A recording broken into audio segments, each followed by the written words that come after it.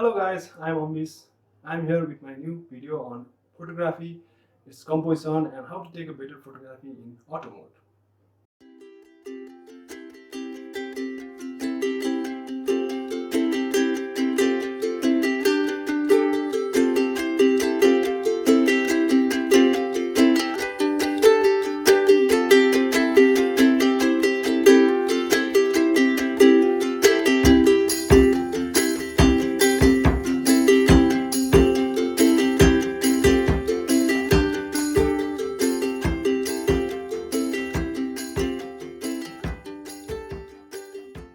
So before talking about the composition, let's talk about the photograph, what photograph actually is. Photograph is nothing but it is a two-dimensional image of three-dimensional subject. A lot of the people think that to take a better photography, you should have an expensive camera, expensive lenses, expensive gadgets and so on, but it is not the case.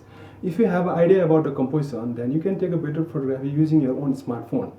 But if you have a technical idea about the ISO, shutter speed, white balance and so on, but if you don't have an idea about the composition, then you cannot take a better photography. So to be a good photographer, you should have a better idea about this composition, the placement of the elements in such a way that the photograph will tell the story of that moment. Viewers should have clear idea about your picture. So today I am going to talk about the composition and certain guidelines and rule to make your photography much better. So let's get started. Let's begin with our first composition and its rule of third. Rule of third means that you need to divide your frame or image into 9 equal rectangles, or to divide it into 2 horizontal lines and 2 vertical lines. Try to put your main subject across those lines or intersection point. In that way, you will get much better composition and can tell story better. So in this picture, you'll see that line is kept at the left frame of a picture and the castle is kept at the right frame of a picture. In that way, the picture is much better and appealing to your eye, and storytelling is better in this way. So this is another picture. In this picture, the chariot is kept at the right frame of a picture and temple is kept at the left frame of a picture, with mass of the people kept at the bottom of the frame. So this is another picture. Here the elephant is kept at the left frame of a picture and right frame has a little more empty space. In this picture also you'll see that the main subject is kept at the left frame of the picture and there are much more empty space at the right frame of picture. Most of the common mistake done by the beginner is that they put their main subject in the middle of the frame with much more empty space at the top of the frame. So don't do that. Better follow the rule of third. Like in this picture, I have kept the subject at the left frame of the picture and keep empty space at the right frame of the picture. So in this way, if you follow the rule of third, then the picture is much better and appealing to your eye, and storytelling is better in this way. So this is all about rule of third, and we'll go to the next composition. Next composition is nose room. Nose room follow rule of third. If the main subject is kept at the one portion of the frame and the subject is looking at another portion of the frame, then you have to put the enough space at that frame. So in this picture, the lizard is looking at the right side of the frame, so we have to put the enough space in front of the main subject. So similarly, in this another picture, girl is looking at the right side of the frame, so we have to put the enough space at the right side of the frame where the girl is looking. So if you consider this composition, then your picture will be more appealing to your eye and the picture tells the story better. So this is all about nose room, and we'll go to another composition. Another composition is symmetry. In this composition, you have to put the main subject in the middle of the frame. This is quite opposite to the rule of third. But whenever you got chance to take the picture in the symmetrical position, vertically as well as horizontally, then you should take a picture in the symmetrical position to give the mirroring effect. It will also give the dynamic effect and different perspective to the picture. So this is all about the symmetry, and now we will go to the next composition. So the next composition is rule of odd.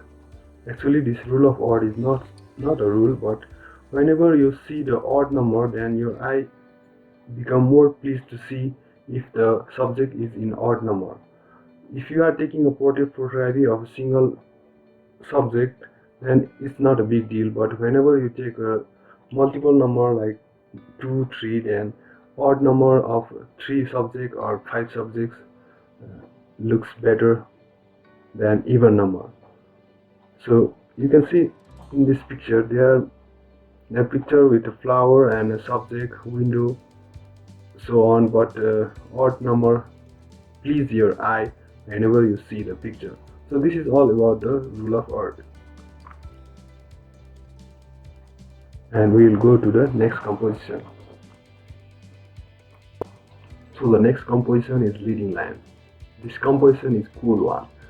So in this composition, if the main subject is followed by the certain line, this line may be anything like a road, like a boat, as you can see in this picture, or even a nature.